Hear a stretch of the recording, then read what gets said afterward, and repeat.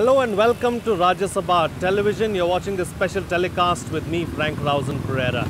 In part 1 of our series on Dravidian politics, we took a look at what led to the Dravidian movement, how it spread, and who were some of the stalwarts of Dravidian politics. In today's program, we're going to take a look at the present state of Dravidian politics and how Dravidian parties have shaped what has happened at the center.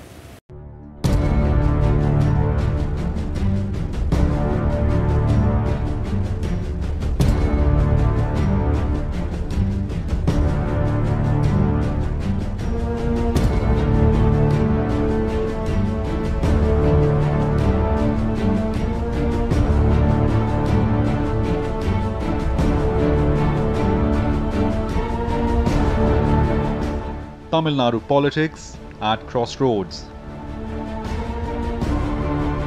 The demise of stalwart Dravidian leaders M. Karunanidhi and J. Jayalalitha leaving a void. There's a massive void in Tamil Nadu politics. I don't think there's any doubt at all that there is a void, and Tamil Nadu is still searching for its next leader. Obviously, Mr. Stalin may be in pole position right now, but he would be the first to admit that he is not in the same league as his father or Ms. Jayalalitha. So, I think that the search is still there. I don't think that we have found a definitive replacement for those two tall leaders. I think that process may take some more time. The two main Dravidian parties accept the absence of the big two is a huge blow, but insist they are moving in the right direction. The DMK feels it has made a smooth transition. Now there is a change of leadership in both the parties, both the major political parties in the state. One is the DMK, the other is the AIDMK. But the change of leadership in DMK has not changed the attitude of the cadres. They are together, we are together. But whereas the loss of leadership in AIDMK had led to the split of the AIDMK. That is the difference. AIADMK members say late party chief and former chief minister J. Jayalalitha is still guiding them in spirit. ADMK is leading this alliance, Amma, MGR, their identity, and both of them had excellent equations. I mean, Amma especially had good equation with Modi ji, and everybody knows that she had excellent friendship with him. So, acceptance of BJP among the party cadre is not an issue at all. In my view, this will be a very powerful combination. We will sweep 40 out of 40 in Tamil Nadu and Pondicherry. Analysts and commentators, however, feel both Dravidian parties are in uncharted waters and face a challenging road ahead. It's for the very first time that, forget about the late Mr. Karunanidhi or the late Ms. Jayalalitha, this is for the first time that from the 60s onwards, no, even before, from the 50s, you had Kamaraj, you had Rajaji before that. In a very, very, very long time, in several decades, in more than 5 or 6 decades, the state political leadership is going to be without a solid, tall leader who captured the imagination of everybody, either both follower and opponent. National parties are sensing an opportunity to make inroads in a state that has seen regional parties dominate for over 50 years. But even without the presence of the iconic state leaders, the national parties will find the going tough in the state. Definitely BJP have grown much more better than the previous years. Grassroots levels. We are also taking the regional interest, but regional interest with national mind. National mind with regional interest. Now we are sowing that seed. And apart from that, Tamil Nadu always voted in a different way. People, when they are going to vote this time, they are going to feel that vacuum of Dr. Kalaignar. But we must add that the way last 2 years since Dr. Kalaignar was ill, he couldn't speak, and after his demise, which in coming August it's going to be a year, the way Mr. Stalin has taken over, it's really, really remarkable. For the Congress, a party that was a dominant force till late 60s, it's all about making up lost ground. Party leaders say they would like to regain lost glory in the state, but for now, the grand old party is content playing second fiddle to the DMK. I think when you have the ideologies which are matching perfectly, when there's a lot of respect between the two parties towards each other, I think that matters a lot. It's been almost 50 years now since we have played the main role in Tamil Nadu politics. 50 years is a long time, but when it comes to politics, it can also be a very, very short time because it's a short-term memory what people have. We have just started regaining that. We have just started working on that, and I'm sure in years to come, we will find a foothold back. But this election may not be the time when the national parties will shine in the state. The space is still firmly occupied by regional parties in Tamil Nadu. The BJP and the Congress are content being junior parties in the alliance stitched up by the AIADMK and the DMK. Despite a very strong local and a regional connect, the Dravidian parties have not limited themselves to the state of Tamil Nadu. They have had a major role to play in central politics as well. If you go back to the government led by Atal Bihari Vajpayee at the centre, the Dravidian parties played a big role. Not just that, even during UPA 1 and 2, they wielded their might at the centre. Let's now take a look at how the Dravidian parties have played a role in the centre. In 1979, the AIADMK became the first Dravidian and regional party to be the part of Union Cabinet. When two party MPs, Satyavani Muthu and Arvind Bala Pajanor, joined the short-lived Charan Singh government that came after the Morarji Desai-led Janata Party government. The DMK was perhaps the first regional party to capture power in a state, and the ADMK was the first regional party to be part of a coalition government, which they did in the post-emergency era. So both the parties have had their say at the national level as well. But again, India has been such a diverse nation that it takes time for regional parties to come to fruition, to take full thing. If you ask me if the regional parties themselves can lead the nation, I doubt it. I don't think they want to do it either. They would always lend a supporting role to either of the national parties. And in that supporting role, they've also they forced the arm of the national parties to bring in changes. Relations between the Congress and the AIADMK slowly came under strain. In the midterm parliamentary elections of January 1980, the Congress aligned with the DMK and the alliance won 37 of the state's 39 parliamentary seats. The ADMK won just 2 seats. After returning to power, former Prime Minister Indira Gandhi dismissed a number of state governments belonging to the opposition parties, including the AIADMK government. Elections to the State Assembly were held in late May 1980, with opposition DMK continuing the electoral alliance with the Congress. But in a massive reversal of fortunes following the Loksabha elections, the AIADMK won a comfortable majority in the State Assembly, winning 129 of the 234 seats. MGR was sworn in as Chief Minister for the second time on June 9, 1980. In 1984, despite MGR's failing health and hospitalization, the party won assembly elections in alliance with the Congress. Many political historians consider MGR's charisma at this point of time as infallible and a logical continuation of his on-screen godlike image, strengthened by his mythical status in the minds of the masses. MGR continued to enjoy popular support in his third tenure until his death on 24 December 1987. The Congress, which had been a major force in Tamil Nadu till 1967, was relegated to a supporting role in the state. It has been unable to gain ground against regional parties since then. See, rather than looking into how did it happen, I think the focus was more on the central, and after Kamaraj, we have been always working with these two Dravidian parties, mainly with the DMK. And when you have a very, very tall leader like Dr. Kalingari, when he was around, I think somewhere we thought we were in a safer hands with him around. And we can't pinpoint exactly where did we go wrong, or why did we let it go, or you know, where did we miss the bus. I think we just went with the flow. We didn't think a lot of things then, probably, and so, you know, every time we speak, it's always like bringing back Kamraj rule. The 1991 election was held in the backdrop of DMK government being dissolved within 2 years of formation. This was the year when Rajiv Gandhi was killed while campaigning.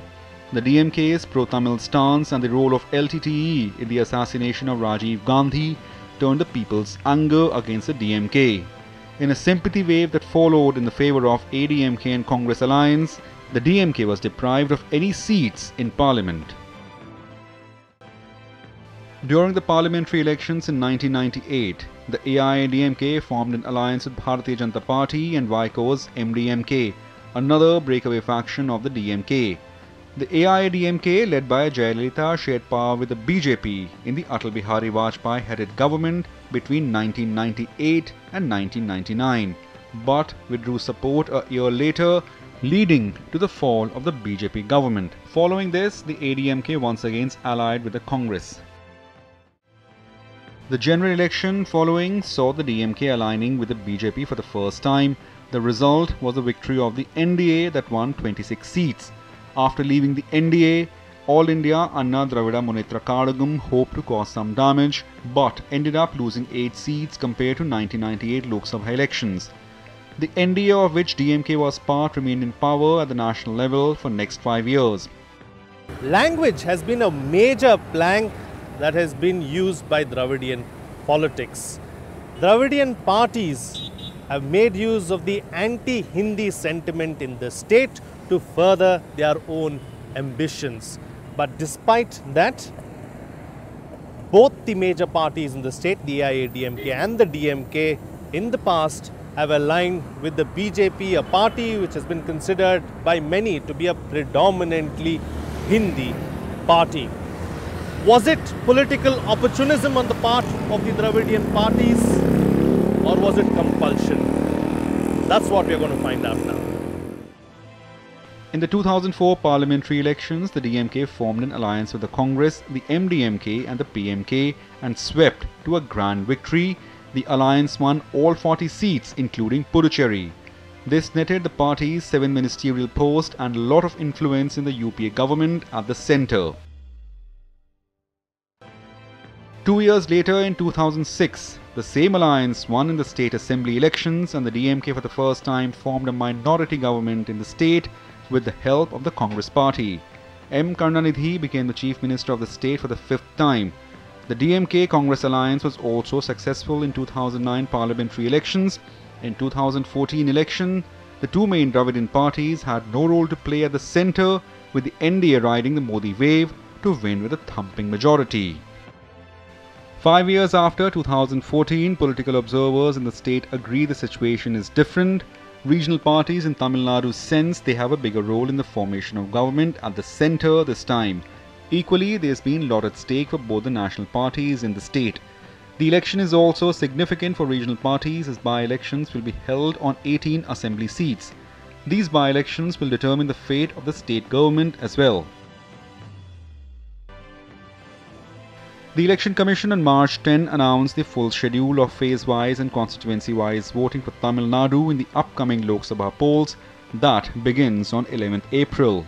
Tamil Nadu will vote in a single phase on April 18th in the general elections. All 39 constituencies along with Puducherry will vote in the second phase. Tamil Nadu currently has 21 vacant seats in state assembly. Elections will be held in 18 constituencies on April 18 along with Lok Sabha elections. Tamil Nadu is searching for a next mass leader. I would say that it's searching for its next mass leader. It is in a state where we may see realignment of vote shares. Traditionally, there is a vote share split. The AIDMK typically got 35%, 40%. The DMK got about 5-6% less than that. And that was a fairly, if you calculate over the last 20, 25, 30 years, there would always be 75 to 80% of the vote share garnered between these two parties. Now, that could definitely change, because both these parties are vulnerable. The AIADMK possibly a little more than the DMK, but both the parties are vulnerable.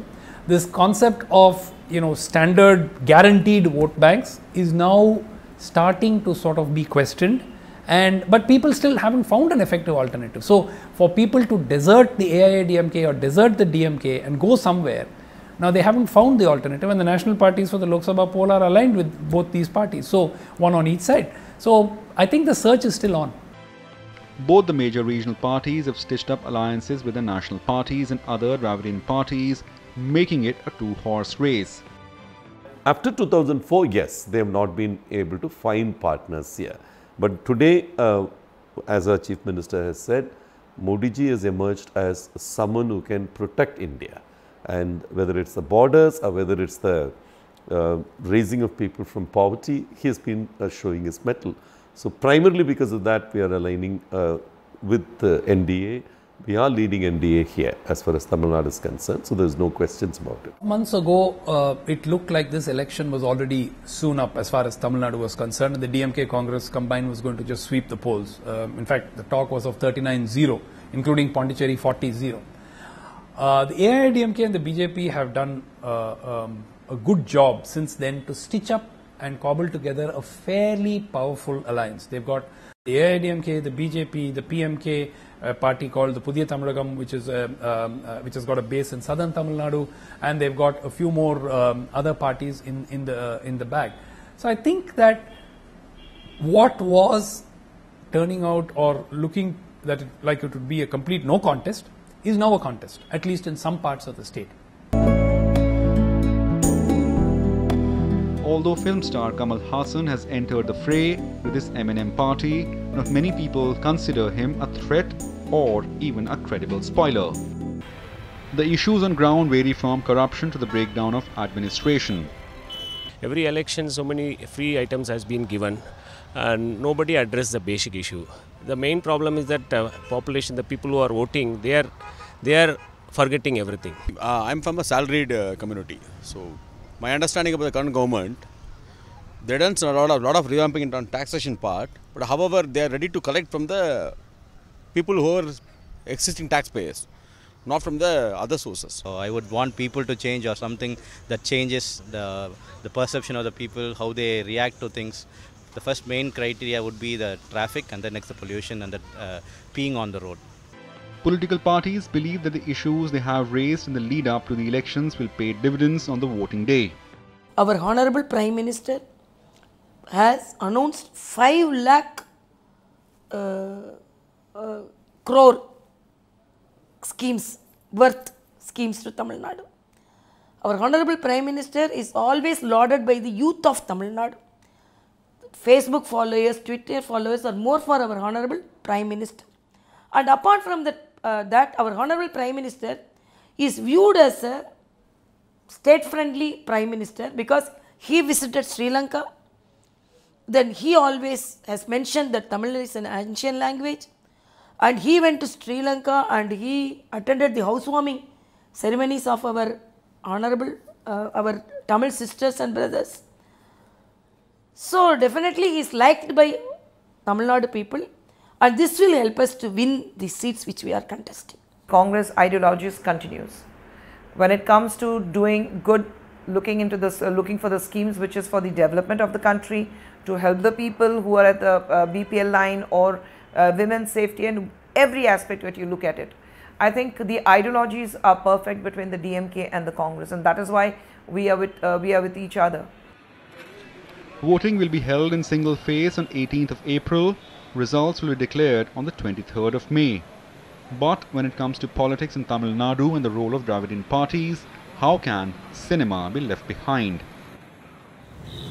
Tamil Nadu politics has always had a very strong link with the film fraternity and vice versa. Be it Annadurai, Karunanidhi, Jayalalitha, or for that matter even MGR. Everyone has been a strong part of the film fraternity. We'll now try and understand why the two are intertwined.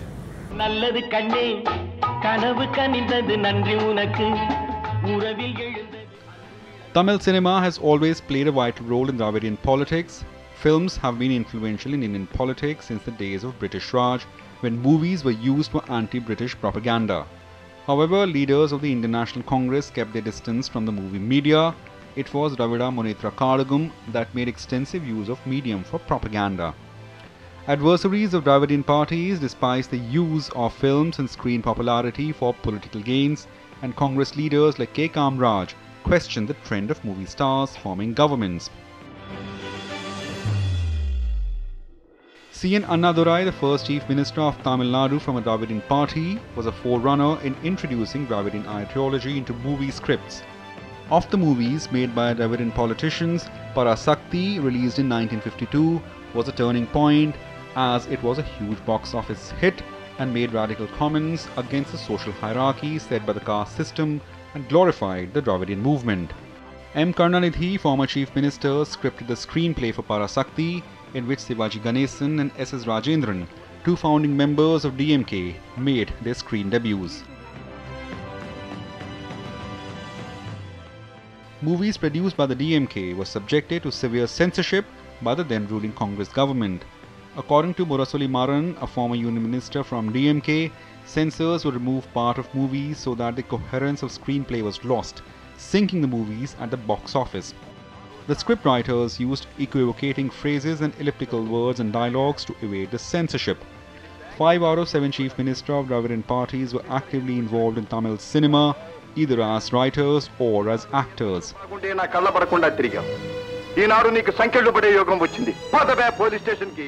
M.G. Ramachandran was the most successful one. He launched his own Dravidian party after personal differences with the leaders of the DMK and rose to power as Chief Minister of Tamil Nadu, mostly with the help of his movie fans and cadres.